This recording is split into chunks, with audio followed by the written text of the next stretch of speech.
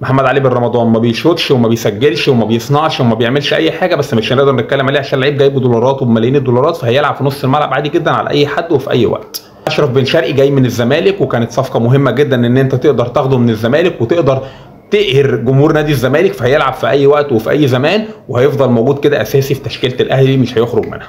مدرب جديد ولسه ما اكتشفش اللعيبه وما عرفش اسمائهم، ولسه هنقعد نتكلم عليه بعد 12 13 ماتش عشان نقدر نحكم عليه كويس او مش كويس. احمد سيد زيزو، اقسم بالله مكانك باك يمين. انت عايز مدرب دكر يلعبك باك يمين، انا مش شايفك غير باك يمين، ما ينفعش تلعب في اي حته تاني في الملعب. بس كده محمد هاني هيزعل عشان بقاله 3 4 ماتشات بيلعب المستوى الطبيعي اللي المفروض يلعبه، مش ما بيلعبش احسن حاجه، ولا هو نجم الاهلي ولا نجم الموسم زي ما الناس بتقول. هو ده المفروض المستوى الطبيعي للباك. احمد نبيل كوكا مش هينفع نتكلم عليك، لان احنا مش هينفع نفضل ماسكين فيك وماسكين في هاني وفي طاهر وفي شريف، ونسيب بن شرقي ونسيب زيزو ونسيب محمد علي بن رمضان ونسيب الناس الحلوه اللي جايه بدولارات دي وبملايين الدولارات. محمد شريف كان جاي وحاطط في دماغه ان هو اللاعب رقم 3 في مركزه في مركز الهجوم، فجاه لقى مره واحده نفسه اللاعب الاول، فبيلعب وهيفضل يلعب كده، ومش هينفع نجرب حمزه عبد الكريم. رادي شاور شكله عايز يمشي او مش عارف ماله من ساعه ما وسام ابو علي مشي، وهو تقريبا مش موجود اصلا، وشايف ان هو ما ينفعش ينافس محمد شريف، فسايب له الموضوع خالص وسايبه يلعب عليه اصلا.